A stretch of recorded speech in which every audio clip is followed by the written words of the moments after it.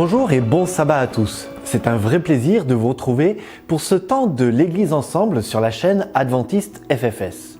Si vous ne l'avez pas déjà fait, je vous invite à vous abonner à notre chaîne et en cliquant tout simplement sur le lien qui est en bas à droite de votre écran.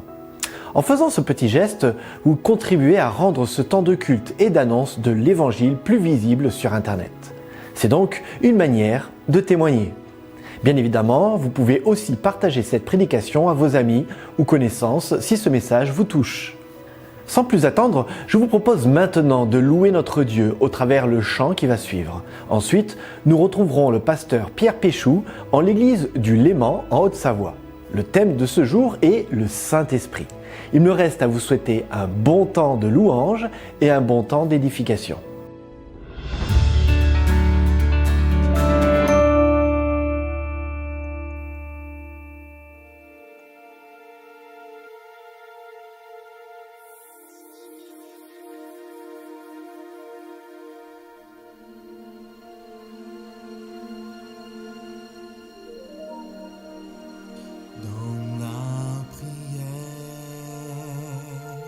Je suis tranquille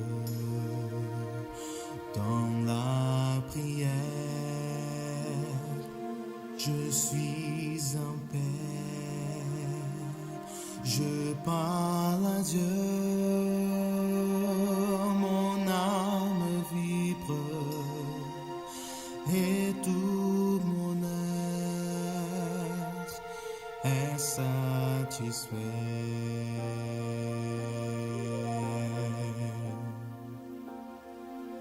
Priez le Père, quel privilège, ouvrir mon âme au Créateur, savoir qu'au ciel il me protège, entendre la voix de mon Sauveur.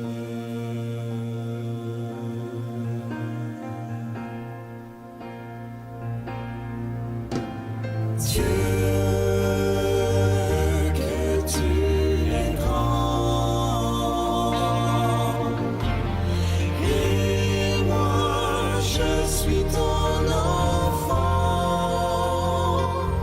oui ton amour est infini, et ton pardon me rend la vie.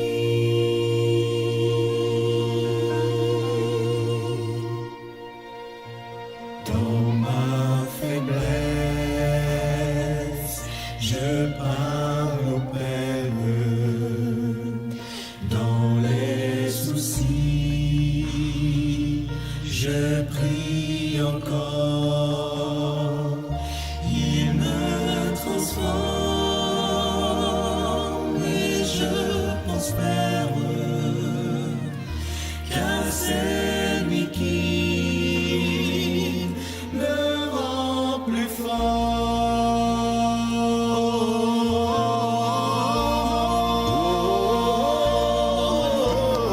Dieu, que tu es grand,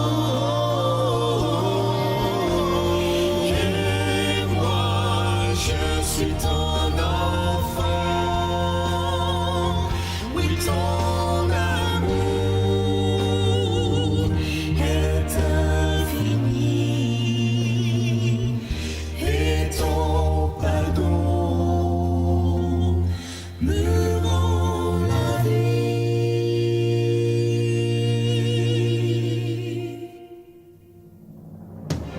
Dieu, que tu es grand, et moi je suis ton enfant, oui ton amour est infini, et ton pardon me rend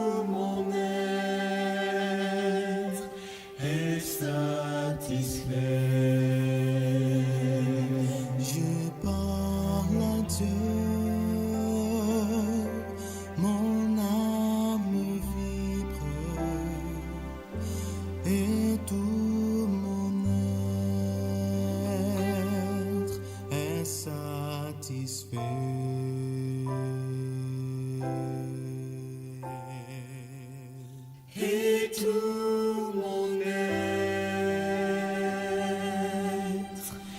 est satisfait.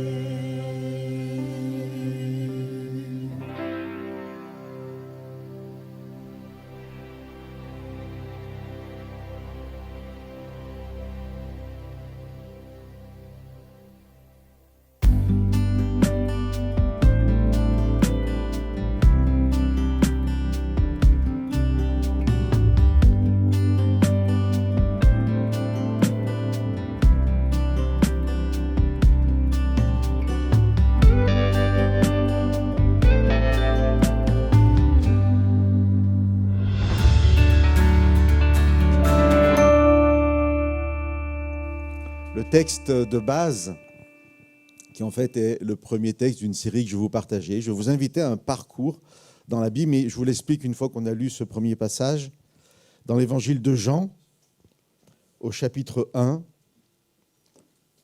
J'aimerais qu'on commence avec le baptême de Jésus. Jean chapitre 1, à partir du verset 32. Jean rendit ce témoignage. J'ai vu l'Esprit descendre du ciel comme une colombe et demeurer sur lui. Moi-même, je ne le connaissais pas. C'est celui qui m'a envoyé baptiser dans l'eau qui m'a dit, « Celui sur qui tu verras l'Esprit descendre et demeurer, c'est lui qui baptise dans l'Esprit Saint. Moi-même, j'ai vu et j'ai témoigné que c'est lui le Fils de Dieu. » Et donc, ce baptême de Jésus, qui est pour nous un baptême exemplaire, se caractérise par une chose très précise. Au moment où Jésus se fait baptiser, l'Esprit de Dieu vient avec lui, vient sur lui. Je pense que dans toutes nos traductions, et bien là je ne pourrais pas le dire, vu que c'est en malgache, dans toutes nos Bibles, dans toutes nos traductions, on a un E majuscule à esprit, n'est-ce pas? Vous êtes d'accord que ce E majuscule, qui est un choix des traducteurs, c'est-à-dire que nous comprenons cette venue de l'Esprit comme étant celle de l'Esprit Saint.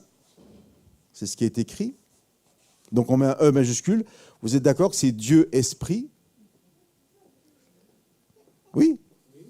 Donc, ce que Jésus reçoit à ce moment-là, ce n'est pas une puissance simplement. Ce n'est pas un plus. C'est vraiment la présence avec lui de l'Esprit Saint. On est d'accord? Je suis content qu'on soit d'accord. Maintenant, comment vous, pour ceux qui sont baptisés, en tout cas, vous vivez cette promesse de l'Esprit, cette promesse fondamentale au sens premier du terme, Acte 2, 38, la réponse aux personnes, aux Juifs qui ont entendu la prédication de Pierre, qui ont le cœur transpercé, le cœur vivement touché, selon les traductions, et qui demandent à Pierre et aux apôtres réunis, « Hommes, frères, que ferons-nous » Quelle est la réponse de Pierre dans Acte 2, 38 ? Repentez-vous, soyez baptisés pour le pardon de vos péchés et vous recevrez le don de l'Esprit Saint.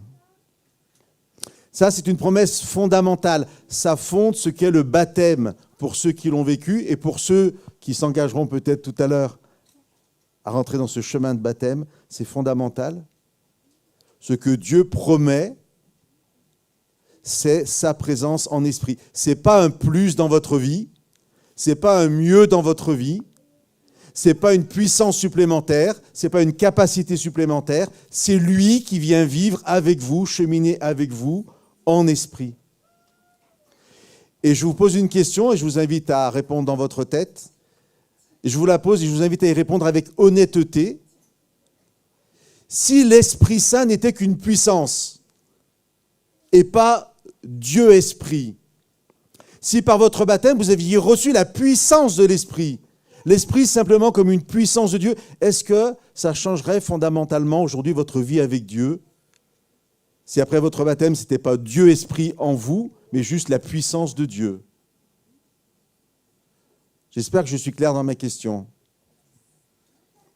Et je crois qu'honnêtement, beaucoup d'entre nous peuvent répondre, au final, ça ne changerait pas grand-chose.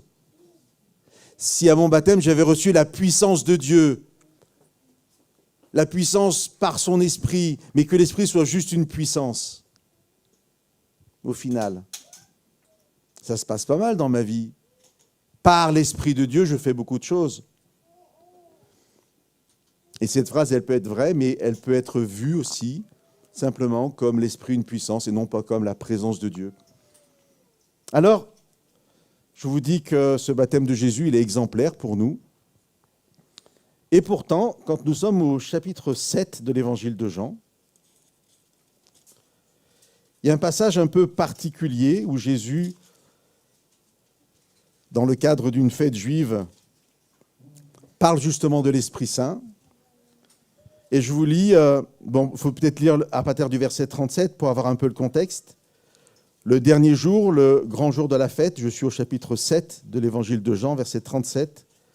Jésus debout s'écria, « Si quelqu'un a soif, qu'il vienne à moi et qu'il boive, celui qui met sa foi en moi, comme dit l'Écriture, des fleuves d'eau vive couleront de son sein. » Il dit cela au sujet de l'Esprit, avec un E majuscule, qu'allaient recevoir ceux qui mettraient leur foi en lui, car, écoutez bien, car il n'y avait pas encore d'esprit, puisque Jésus n'avait pas été glorifié. Et donc, ce que je vous ai dit, toute ma longue introduction sur ce partage ce matin, quand Jésus est sur terre, quand Jésus est au cœur de son ministère, eh bien, cette promesse dont je vous ai parlé ne peut pas s'accomplir. Et de façon un peu mystérieuse, peut-être pour nous à cette lecture, la Bible nous dit que tant que Jésus n'avait pas été glorifié, cela n'était pas possible. L'Esprit n'était pas possible dans votre vie. Ce qui était possible et ce qui se vivait, c'était une puissance de l'Esprit. Bien évidemment, hier, aujourd'hui et demain, des gens non baptisés sont guidés par l'Esprit de Dieu, sont interpellés par l'Esprit de Dieu, sont tracassés dans leur tête par l'Esprit de Dieu, bien évidemment. Bien évidemment. Mais cette présence du Dieu éternel Esprit n'est pas possible au moment où Jésus était avec les disciples, parce que, nous dit l'Écriture, Jésus n'a pas été glorifié. Ça va ? On va continuer, toujours dans l'évangile de Jean.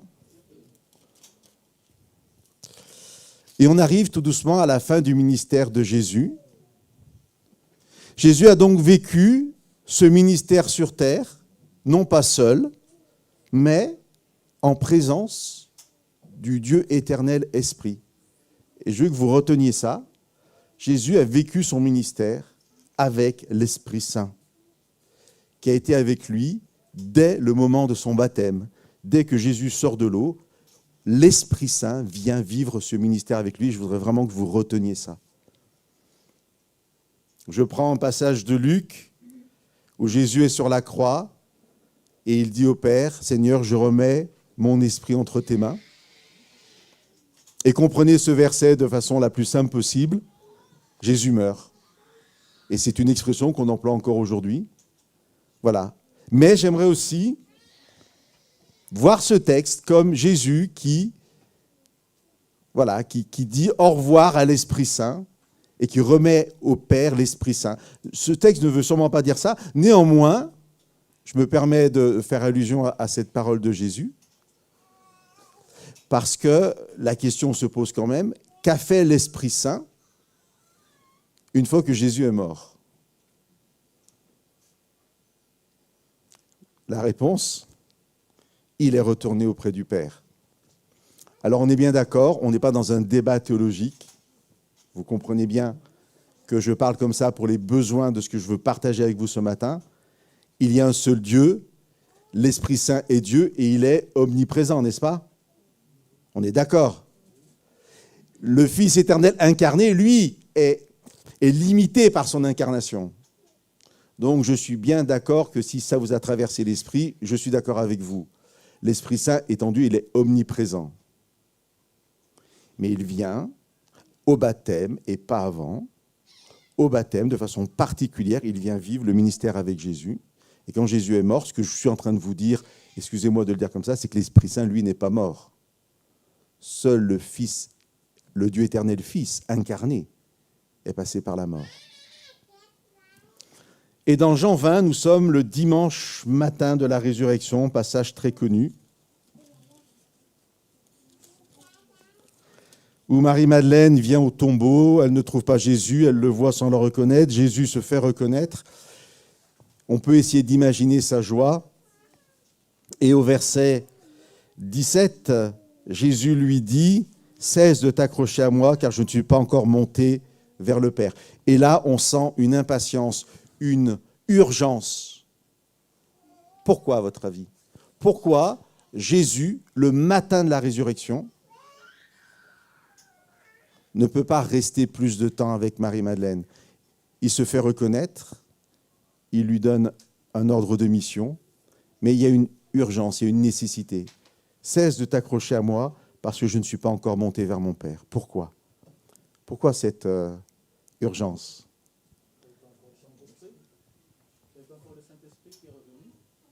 Parce que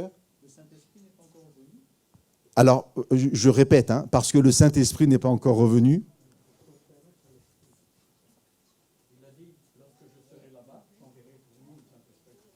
Et lorsque je serai là-bas, je vous enverrai le Saint-Esprit. Ok, pour moi, toutes ces réponses, c'est un puzzle. Vous savez, une fois que vous avez mis toutes les pièces du puzzle en place, vous avez un magnifique tableau. Donc tout ça, c'est des pièces du puzzle.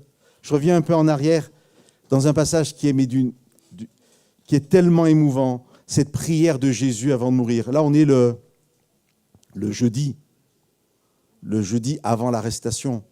Il va être jugé dans la nuit du jeudi au vendredi, mourir le vendredi avant le début du sabbat. Et là, on était le dimanche matin, juste avant. Et juste le début de la prière de Jésus dans Jean 17, qui est pour moi un autre élément de réponse qui complète ce qui a été dit. Je lis à partir du verset 4. Écoutez bien, c'est Jésus qui parle au Père. « Moi, je t'ai glorifié sur la terre. J'ai accompli l'œuvre que tu m'as donnée à faire. Et maintenant, toi, Père, glorifie-moi auprès de toi-même de la gloire que j'avais auprès de toi avant que le monde fût. » Et je vous invite, je vous mets au défi, je vous invite à réfléchir dans la prière à ce que Jésus a perdu quand il est venu s'incarner. Qu'est-ce que Jésus a accepté de perdre pour venir s'incarner? Je vous mets au défi sa gloire, tout à fait. Mais je vous mets au défi de comprendre ce que ça veut dire dans le sens où je pense qu'on passera l'éternité à s'émerveiller. Chaque jour de l'éternité, si ça veut dire quelque chose, on s'émerveillera de prendre conscience de cet amour de Dieu qui s'est manifesté dans l'incarnation du Fils. C'est sa gloire. Et dans Jean 7, Jésus ne peut pas partager l'Esprit Saint parce qu'il n'avait pas encore été glorifié. Et Jésus, jeudi, sait qu'il va mourir, qu'il va être arrêté, qu'il meurt bientôt. Et ce qu'il réclame à Dieu, vous vous rendez compte? Il prie Dieu pour ça. Père, glorifie-moi de la gloire que j'avais auprès de toi avant que le monde fût. Et voilà pourquoi Jésus est impatient. Jésus est impatient, il ne peut pas rester avec Marie-Madeleine parce qu'il veut revenir dans cette gloire du Père. Et là, je vais oser une autre formulation. Il veut savoir si sa mission réussit. Il veut être sûr que quand il va monter, il va retrouver la gloire du Père. Et je vous invite à prendre un passage dans la première lettre de Jean.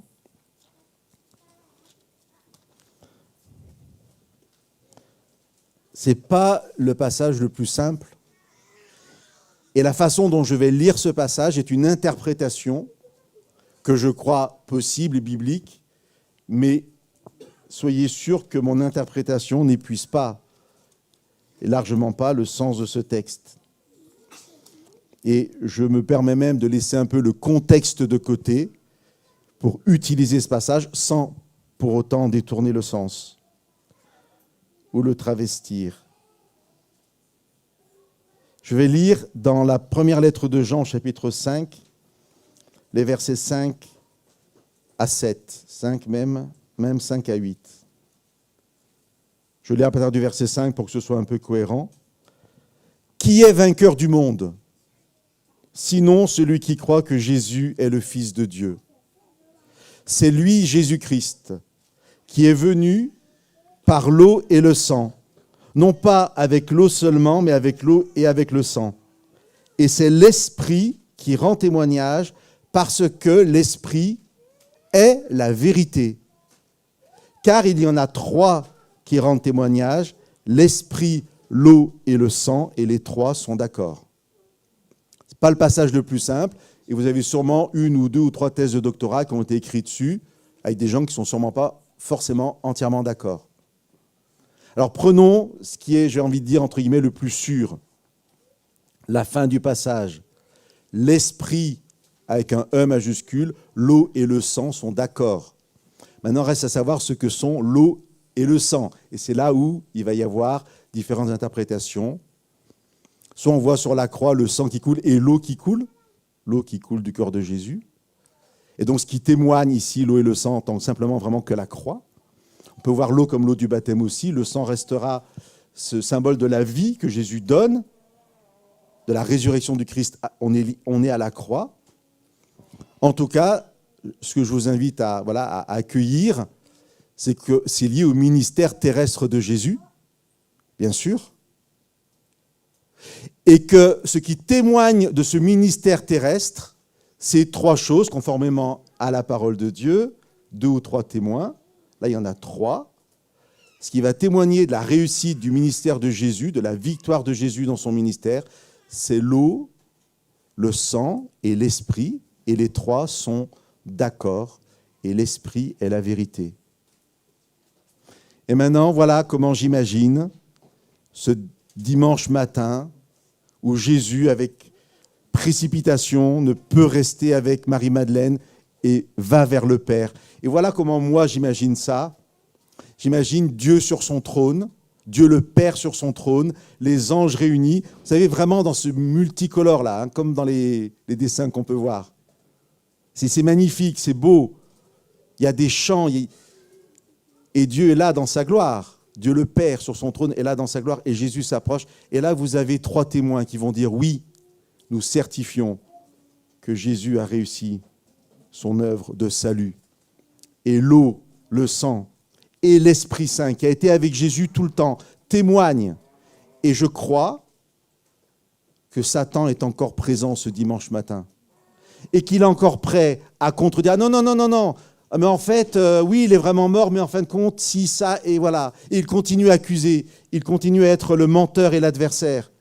Et là, et de façon définitive, sans aucun retour en arrière possible, 3 témoins qui sont la vérité. L'eau, le sang et l'esprit vont témoigner de la réussite du ministère de Jésus. Et je crois que c'est à ce moment-là, c'est personnel, comme je dis souvent, je ne suis pas prêt à mourir pour ça, mais je crois que c'est vraiment à ce moment-là que Satan est chassé du ciel et que la victoire est définitive. Et dans Actes au chapitre 2, dans cette fameuse prédication de Pierre, première prédication chrétienne à la Pentecôte, là aussi je ne prendrai que le verset. Pierre parle de ce Jésus ressuscité. Soyez vraiment attentifs à ce que Pierre dit, et je vais même me permettre de le dire à ce que l'Esprit Saint dit à travers Pierre. Pierre parle de la résurrection du Christ et il dit, ce Jésus, écoutez bien, Dieu l'a relevé, ce Jésus, Dieu l'a relevé, nous en sommes tous témoins, élevé par la droite de Dieu, il a reçu du Père l'Esprit Saint qui avait été promis, et il l'a répandu sur ceux que vous voyez et entendez. OK ? Jésus arrive au ciel, et Dieu le Père, dans sa gloire, le fait asseoir à côté de lui, dans sa gloire, et nous dit Pierre ici, il donne, il rend l'Esprit à Dieu.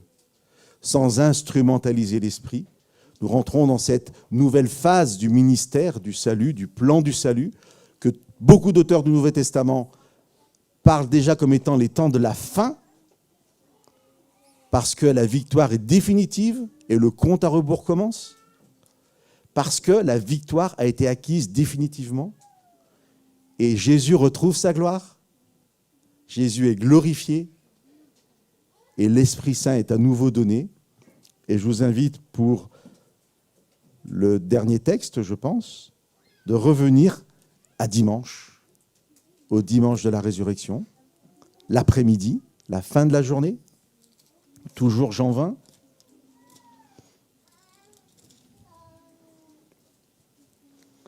Et je lis à partir du verset 19.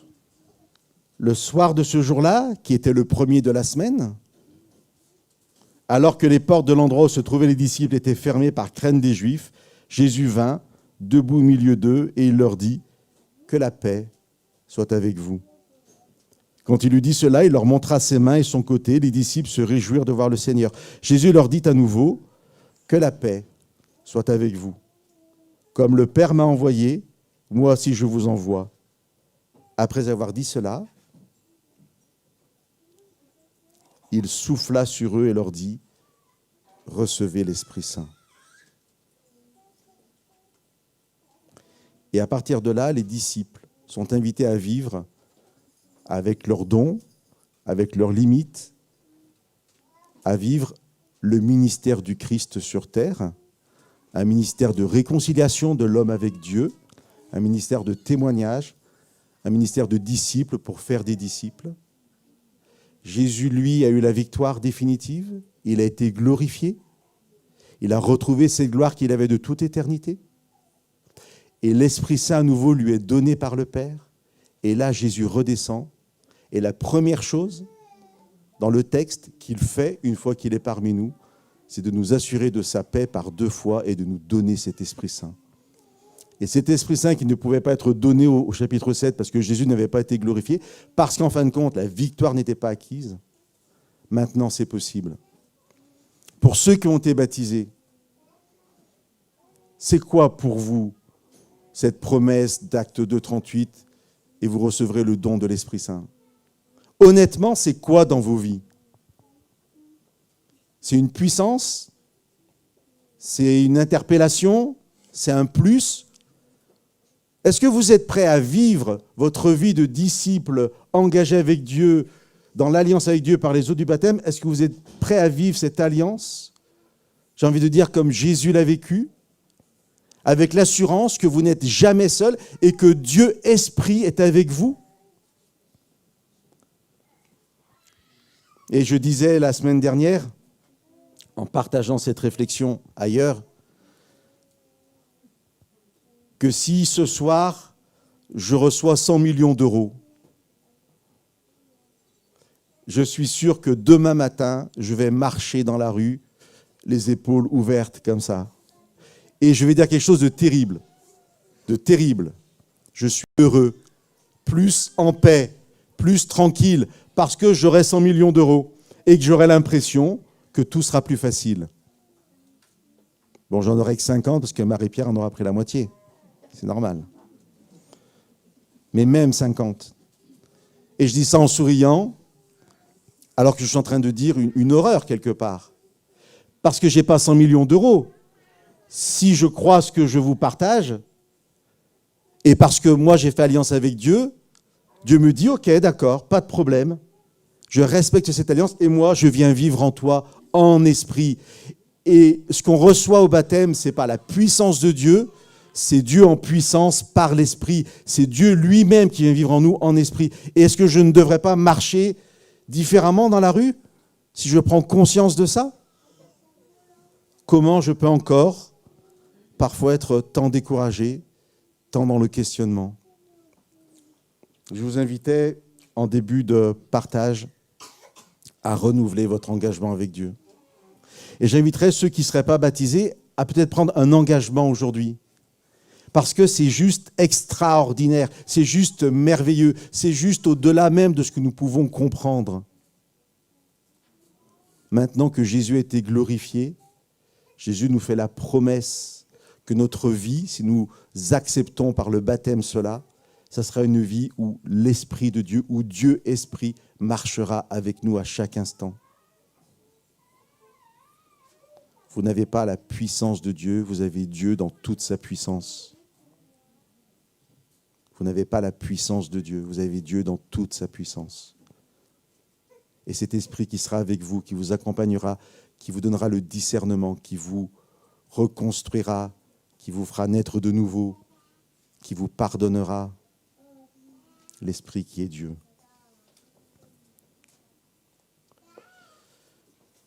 J'aimerais que, je veux dire demain, le temps qu'on réfléchisse un peu, on marche plus droit dans la rue. Vraiment. Vraiment. Et pour ceux qui ne sont pas encore dans cette alliance, j'aimerais qu'ils réfléchissent vraiment ce matin à cette alliance que Dieu leur demande de vivre, que Dieu leur offre. Dieu n'a qu'un désir, c'est de vivre cela avec nous. Jésus est mort et ressuscité pour cela.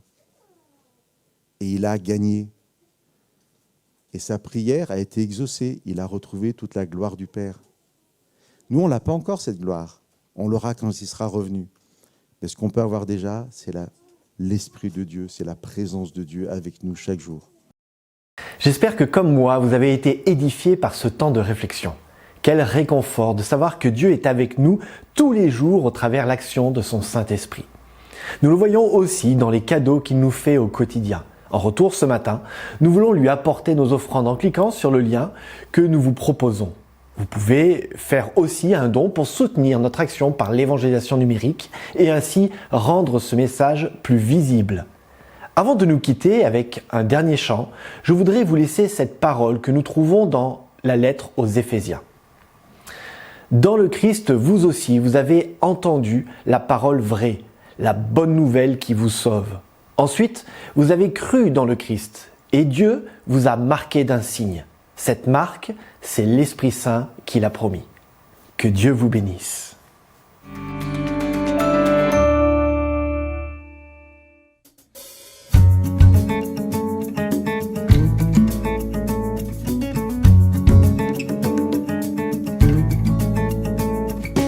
Torrent d'amour et de grâce, amour du Sauveur en croix. Ah, ce grand fleuve qui passe, je m'abandonne et je crois.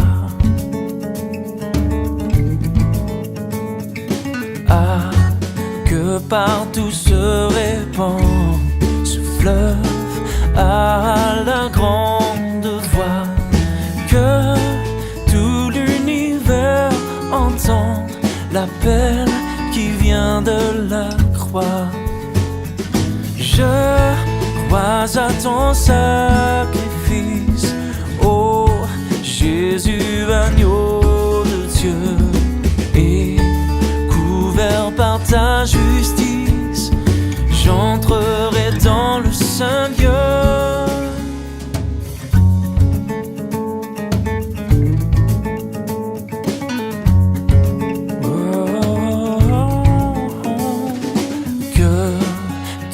Âme condamnée, pour qui tu versas ton sang, sois au Père ramené par ton amour tout-puissant. Oui, je crois à ton sacrifice, ô Jésus, agneau de Dieu, et couvert par ta justice, j'entrerai dans le saint lieu. Oh, oh.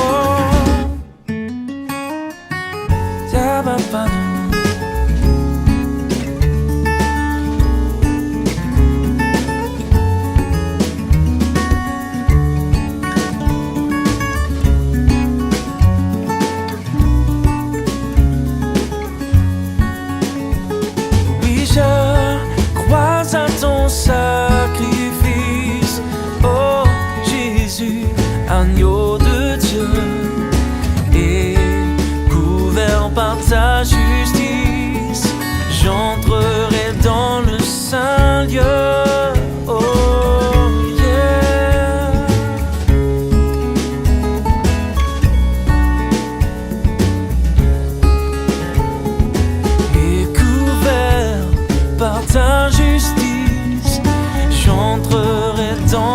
saint lieu.